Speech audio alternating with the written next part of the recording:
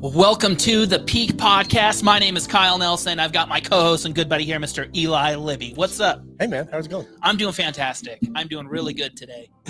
Good. What do you think is the reason for being so good today? I mean, we're always good, but what is today?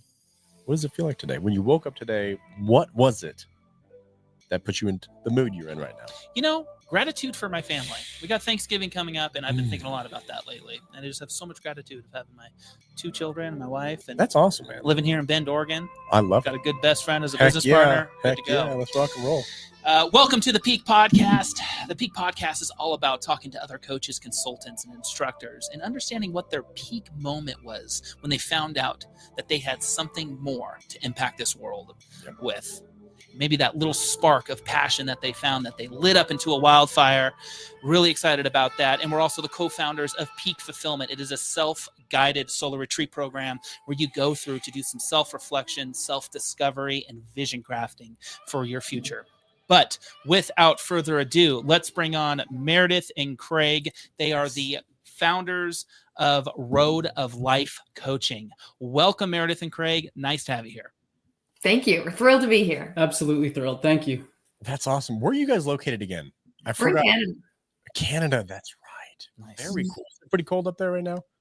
It's getting there. Yeah, it's I don't know, the conversion from Celsius to Fahrenheit always throws me off, but it's like close to zero, so maybe like in the 30s for you guys. Yeah, 32. That's just one. Yeah, that's what I know. Yeah.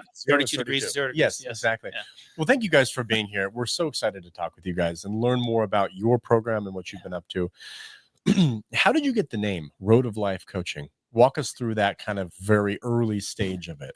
Yeah, that was one of the earliest things that when we were building this business that came to us. We were actually on a road trip. Weirdly enough, we were on our way from where we are in Canada to Phoenix, Arizona. And we were, I think, in Virginia. And we were on this drive and we were mulling over. We were talking about this business that we were creating. And we were thinking like, what should we call it? And nothing was like really landing for us as we're driving. We're brainstorming back and forth. And it struck me, we were in a hotel in Virginia and in the shower. Where he does his best thinking. It just came to me. Road of life. Like we're on this road of life. We're all on this road of life. And we're literally on a road trip here, changing our life. And it just like, and then you start to think about the metaphor of a road trip and how basically it's very similar to the life that we live. And, you're going to find traffic and weather and obstacles and things like that. And it's all about who you take the journey with. And so that's kind of how we got there. More about the journey than the destination when you're on a good road trip. Yeah. Absolutely. Gosh, that's cool. One thing this is very random, but having thoughts in the shower, we've never thought about that as a form of solitude. I definitely have that as solitude.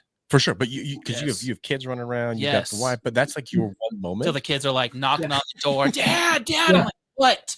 What is so important? You can't wait for 5 minutes.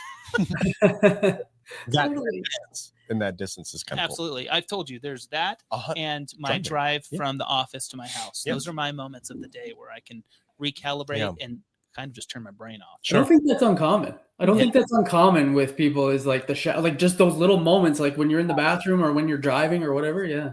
They're important. Yeah. Very cool. Well, guys, thank you so much for breaking that down. I think that's a really cool origin story to the name. So tell the audience and us more about what Road of Life Coaching is. Road of Life Coaching is right now we're relationship experts, relationship coaches. We focus on the marriage because that's generally what we get asked about the most.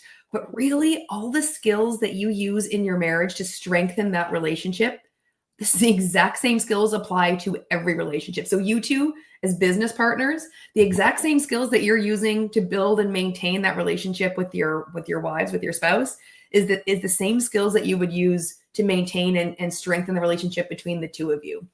And when you get those relationships straight, everything else gets easier, especially when you got your marriage dialed in. It's like a cheat code for life. When that is dialed in, instead of expending all that energy over here trying to repair and fix everything, and you're walking on eggshells and you're trying not to argue, and you're expending a lot of energy over there.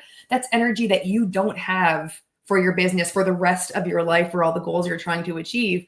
But when you've got that relationship dialed in, that primary relationship, not only do you have that energy available to spend, but you also then have the synergistic energy of the other person's energy and support. So it gives you like an exponential boost towards your business, towards your fitness, your health, your vitality, all the other things in your life. And whatever that primary relationship is, for you two, it's the business partnership. And when that's dialed in, the business feels easier. Couldn't agree. I love that. I think the first thing that comes to mind is, my relationship with my wife, my children, and Eli. If that foundation is like the rest of my life is just not, I can't build on top of that because my energy and my mind is thinking so heavily about that. But in times of my life when it's really solid and that foundation is strong, I feel like that's time for growth for me because I have the most important things to me in my life. I'm feeling confident about, right? Yeah. Wow. We have a lot of guests on the show, and what you just said resonated with me so much. I went through a divorce, and by going through that, what you just said, my energy was constantly focused on walking on eggshells. For sure. And always thinking about that in the back of my mind. It was never a good relationship, but always thinking about that. And then the person that I'm with now and just got married to this year, it is so different. To your point, I don't spend negative energy there. It's so good. It's almost like too good that I bring so much more passion to everything else that I do. Not that I'm not focused on that, but I don't have to focus on the negatives or like just tiptoeing around everywhere. Yeah. So I love what you said. I think you're doing incredible work. And what would you say, like the major difference between this relationship and the energy, and like what changed or what has changed in this relationship that makes it so much greater or so much better for you? For sure. Thanks for asking. I really think it's a foundation of respect at its absolute core. The one before that had no respect. This one, this person has an incredible self-awareness of respect, and this person is extremely authentic. And those two things I gravitate towards, and that's why it's so perfect, because we have that in common. It's so great that you mentioned that, because it's like such a pillar of the success of a relationship. If there's no respect, it will not ever succeed. You have to have a base level of respect for anything to like take off. You can't build trust on top if there's no respect to start. Yeah, that's so cool. Yeah. Wow. So how long have you guys been doing Road of Life coaching? Well, I think we just were talking about this 2.5 years now, I think. Yeah, right around there. Yeah. And 3 years ago, what was happening emotionally where you guys started for this? What was it that, like, what brought you to relationship coaching and marriage coaching? And like, essentially, like, how did you find that this was it? Like, this is what we're running together with. Yeah, it's a great question. We kind of stumbled. I would say we stumbled into it a little bit. Yeah, we were working for the same company, and we were living the whole corporate life. Like, we were both raised on that sort of default life vision. You go to school, you get good grades, you get a good job, you save for retirement, check all those boxes. Yeah. So that's what we were doing. And we were checking all those boxes, by all of society's metrics, super successful, like check, check, check. But there was a little bit of lack of fulfillment. Like, there's a little bit, we had more that we thought we could offer the world than we were able to in the corporate world. Something was missing. Yeah. Just something was missing, and we could tell. And then we had like a giant opportunity that came disguised as a hugely stressful decision. The company that we worked for was closing our office and wanting to move all of us across the country. Oh. And that came as a very stressful situation in our life that we had to make this very stressful decision. So we could either move across the country and keep our jobs and get promoted and all those wonderful things, stay on that default life, or we could get off this highway and figure it out for ourselves. Mm. And at the same time, my dad got cancer. We thought it would be his last Christmas. Turns out it wasn't. But because we thought it was, we got that perspective that we needed to make this decision. We didn't want to be farther away from our family, our friends, his grandmother. No one's getting any younger. And if we move away, we're spending less time. So that was just the perspective we needed to make the decision. And as two very type A plan-oriented people, making this decision without a solid plan of what we would do next was stressful. But it was the first time I can remember that we went for a walk and we were talking about it, and it just felt like the right decision. It's the first time I can remember really trusting my gut and kind of doing something that most people in our life thought was a little bit odd. Crazy. but we made the decision to leave our corporate jobs and figure out how to build the parachute on the way down. And it wasn't exactly like we just left our corporate job and just started Road of Life coaching. No, obviously, there were some bumps and bruises and different attempts at other businesses that didn't land and didn't fulfill us. And then ultimately, we were doing some personal development, self-growth, and figuring out what we actually wanted our life to be at the end of the day. After corporate world, what do we want our life to be? Yep. And so we started this process of self-growth, self-discovery. And on that path, we started to bump into some people. And one guy who was doing some events, he asked us to speak about relationships because he saw how strong our relationship was and how we were going through this huge transition and doing it together. And it seemed like we had a very strong bond. Well, we do have a very strong bond. And he kind of wanted to know more about that. And he thought that we could offer some wisdom to his audience. And so that was kind of the impetus for, we have a little bit of a superpower here with our relationship. Let's focus on that and help people with that. That was our peak moment. Yeah, for sure. Like we had been at these events and people were one-off asking us for advice and for help. And we loved doing that, but we didn't until we were asked to speak on stage. We didn't have that moment of clarity that was like, oh, we actually have something of value to offer here. Like this is our superpower and we can help a lot of people. That was the moment. Yeah, we just leaned into that. That is so cool. That is amazing. So many opportunities and so many things that happen out of your control. That just kind of was presented to you, right? I mean, you try to start a business, they're trying to control everything. But when you have so many cool opportunities like you've had, it's just was natural and really meant to be. It's interesting because it's one of those things like in the moment, it feels like the universe is not working in your favor. Like this sucks. This is bad. Like, the worst. But looking back, it's like, no, the universe is always working in your favor. This was exactly the path you needed to take, the lessons you needed to learn, the steps you needed to go through. It's amazing. So true. Wow. And how long have you guys been married? 5 years. And together 10 together. Yeah. Wow. How cool. And what a cool aha moment in terms of talking this. And I'm sure, I mean, let me know if I'm wrong here, but the confidence in your guys' marriage and the confidence in your ability that you have a great marriage, I'm sure is bolstered by talking about this every day, and having to be like the front line of a good marriage and how to build the tools, right? Yeah, be the role model of be the, is that what I'm trying to say? The role model versus the warning, like you demonstrate it for people and walk the talk. It's Yeah. That's so cool. One thing we talk about a lot in our program, there's a lot of similarities in between of what we do, right? We talk about self-discovery and finding yourself. We get a lot of people that we work with in that transitional period or that next chapter of life. Their business and they're looking what's next. But what we tell people a lot is dig the well before you're thirsty, meaning create like a tool belt of proactive tools. What are some things that you can share with our audience in regards to proactive tools that they can work through in their marriage? The very first one, I think, is a consistent daily thing. It's a check-in. Because what we find most couples, when we talk to them, what they're coming to us for is disconnection. They feel like they're roommates. They haven't had a real conversation. They're not having any fun anymore. It feels like there's a distance or a wall between them. They can't quite get across. And so trying to reconnect the couples. So there's two actually. The first one is what we call a connection conversation, because what we find, especially with entrepreneurs, but it's not exclusively to entrepreneurs, is most of us want to shield or protect our spouse from the negative stuff. We want to take care of the hard stuff and protect them from having to stress and worry about it. As entrepreneurs, we see ourselves as problem solvers, not problem creators. So we don't want to create a problem for someone else. We just want to solve it ourselves.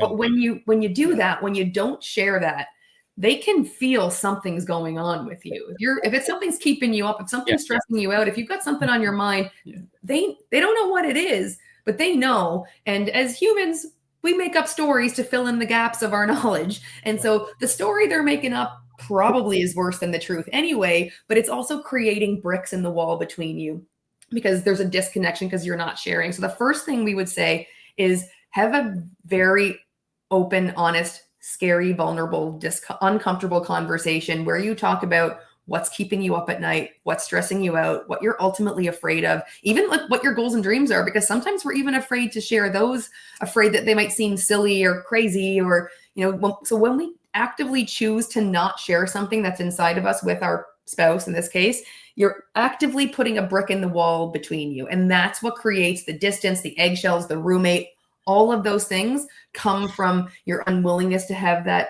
conversation where you let them into what's going on inside of you. So that's kind of the ice, like the tear the wall down conversation. That's the kind of the big first one that would be good to have regularly on a weekly basis. But then there's the daily check-in question, which we like to have at nighttime as we're getting ready for bed, because there's something a little bit magical about when the lights are a little lower, you're a little more willing to share more than you are when you're doing dishes and things like that. But it's a really, the trick of it is that it's a really specific question. If you ask, how was your day? You're going to get a fine, or you're going to get a complete download of every single detail of the whole day, which is just kind of a mindless download versus an actual connection. And so if you can ask a question like, what was the best part of your day today? What did you laugh the hardest at today? What lesson did you learn that was the most important for you today? Like something really specific that makes the other person have to actually pause and think about their answer. That tells them almost implicitly that because you're leading with curiosity and asking a question that requires some thinking, that it shows them, or they feel more like you actually care about the answer. It doesn't feel like a mindless question that gives a mindless answer. It feels like you actually care and want to be engaged in their day. So they're more willing to give you a thoughtful answer, because if they feel like you actually care, you get a thoughtful answer from them back. You feel a stronger connection in that moment because you feel involved in each other's day. That is, my mind is, that was really good. That was really cool. I have a question, a follow-up question. Sure. Double click, dude. Double click. So I love the evening. Me and my wife, we do coffee every morning before the kids get up. Love it. Make sure 5 a.m. we sit on the couch and we just talk. But a lot of times the talk goes into work talk. Mm-hmm. And it can become draining to talk about work, because it's a lot of times you're trying to download the negative so you can get that out, right? Mm-hmm. And so that's, we do that. And so I love the idea of I do ask how was your day? Yeah. But then that download happens. And I'm like, okay, Yeah. here it all comes. I'll be your therapist. I'm going to be your strong person. But I love the specific questions. And so my follow-up is should I just start asking those questions? Or should I be like, hey, I've got this new idea that I learned today on the podcast? Or should I just start diving in hey, what made you laugh today? Because she would definitely be like, oh, that's different. Yeah.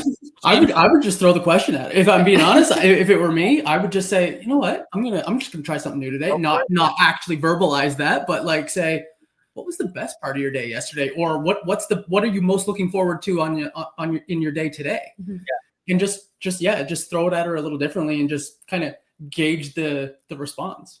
We at dinner we asked our kids, what was your rosebud and what was your thorn?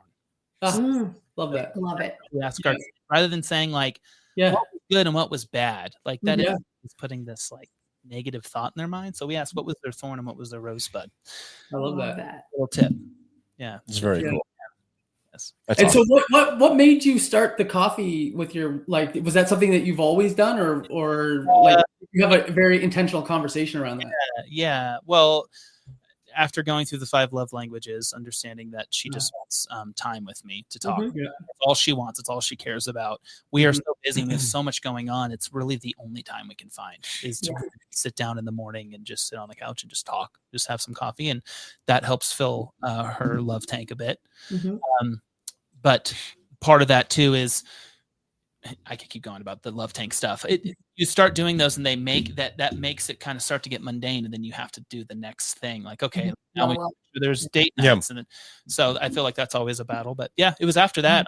Okay, well, why don't we just start doing coffee every morning? Yeah. I think that's fabulous. You got to get it in where you can fit it in, right? Yeah. That's awesome. very cool. I have a question for you guys. I'm guessing, like you said, one of the most common things is feeling disconnected from your spouse, right? That was maybe something that you guys get a lot.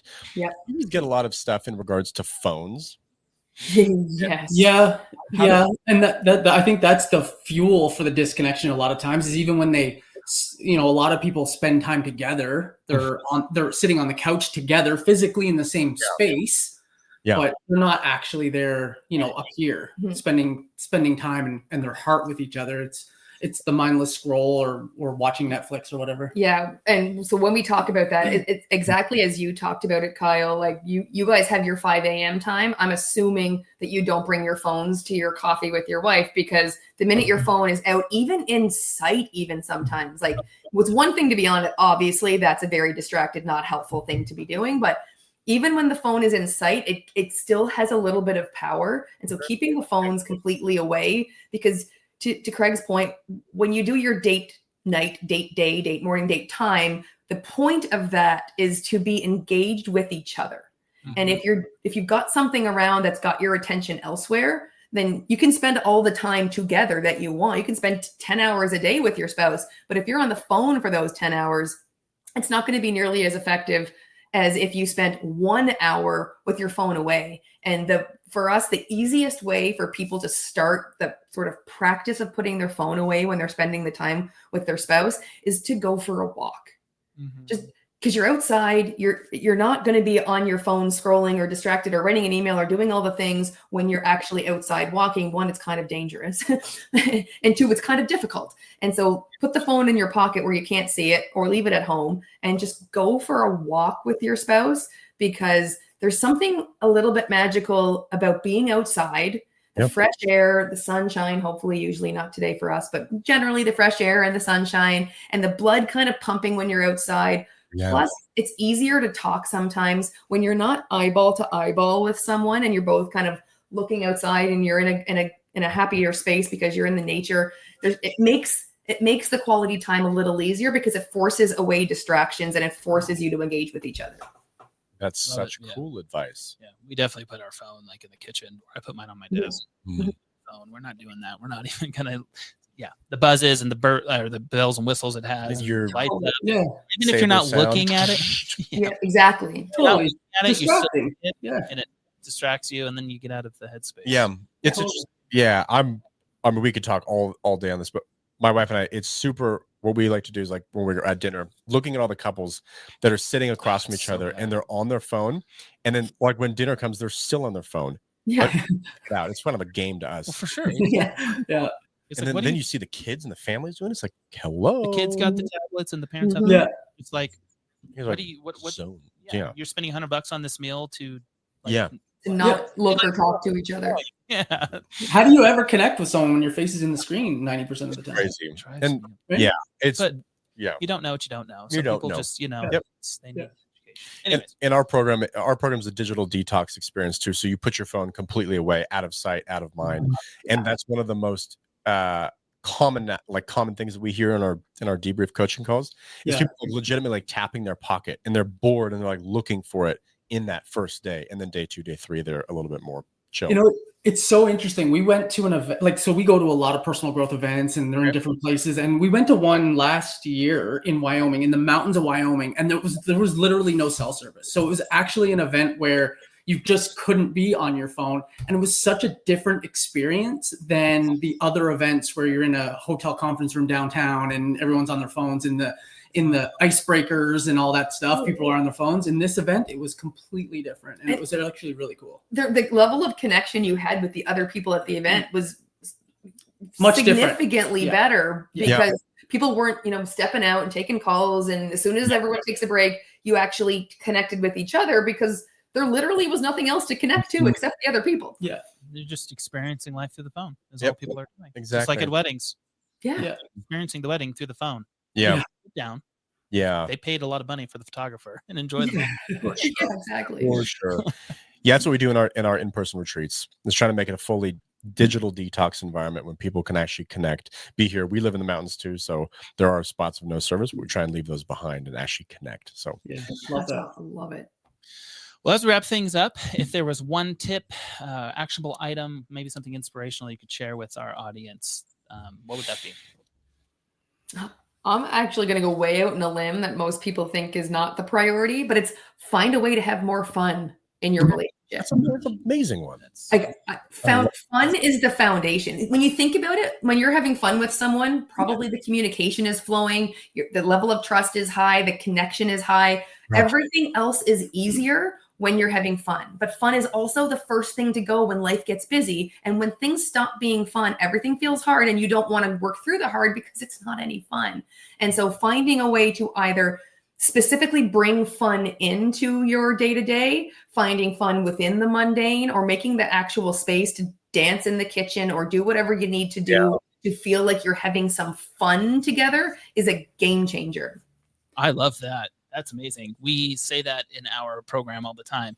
You know, people are like, I need to work on my physical health, my mental health, my relationships, and we're like, okay, but are you saving time for yourself to have fun in life again? Because so many people forget just to enjoy. Like, what was it that was fun when you were a kid? Most likely, there's an adult version of that for you to enjoy. 100%. You know, it's wild. Among our very first clients when we started this, one of the big questions that was one couple kept asking is like, but how do we have fun? But like, what do you do for fun? We don't know what's fun. Like, people have completely forgotten how to have fun. Yeah. I'm having fun right now. You Yeah. know, it's easy for me. It doesn't get any more fun than this. Exactly. Craig, what about you, man? Is there something that you would pinpoint? I mean, that was amazing, Meredith. Yeah, it's hard to follow that. But I would say, in addition to that, is I think one thing that a lot of couples don't do enough of is have a shared common vision. Like, really, truly understand what it is they're striving for. Like, what are we going after? What's our North Star? What's it all for? What's this all for? Like, are we just going through the motions day to day, or are we going after and building something together? And what is that? And what does that look like? And actually get that intentionality and get that on paper and then make steps to attack that together. Because as you join forces and you start to attack a shared common goal, all the other little stuff falls by the wayside. It doesn't have the level of importance. Those little things that maybe you would nitpick or argue or score keep over in the past, those don't matter anymore, because you've got your eye on the bigger prize and you're attacking that as a team, shoulder to shoulder. I love that. That's Great so pieces important. of advice. Huge for the audience. Thank you, guys. It's just like your business, right? Yep. You want to make sure that your business partner and you are aligned on the same goal. Why wouldn't you want Exactly. that relationship? I It's- love that. It's no different. It's exactly, Well, if people wanted to reach out to you guys and get in contact and learn more, where would be the best spot? We are most active on Instagram. So we're at Meredith and Craig. You can send us DMs. We share lots of our strategies and tools and tips on Instagram all the time. And we've also got our own podcast, similar nice little short snippets of relationship strategies, like just short 10, 20-minute episodes where you talk about one strategy. I love it. Well, Meredith and Craig, thank you so much for being on the Peak Podcast. We appreciate you so much, and I know there was so much insight. I was stoked that I could ask some questions myself. For sure. Kind of dive deep this and is double awesome. click. So thank you guys so much for your time. Like you said it again. Absolute pleasure. Thanks, guys. That was awesome. That was awesome combo. That was a really fun podcast. Yes, it was really fun, and we're almost hitting 30 minutes. That usually doesn't happen, so that means it was flowing. They brought a lot. It really was awesome. Hopefully we can have them on again. Yep. Thank you so much for joining us on this episode of the Peak Podcast. If you want to listen to more great thought leaders just like Meredith and Craig, you know that you need to subscribe and hit that notification bell. We cannot wait to bring you the next combo, and we'll see you on the next episode. See you guys.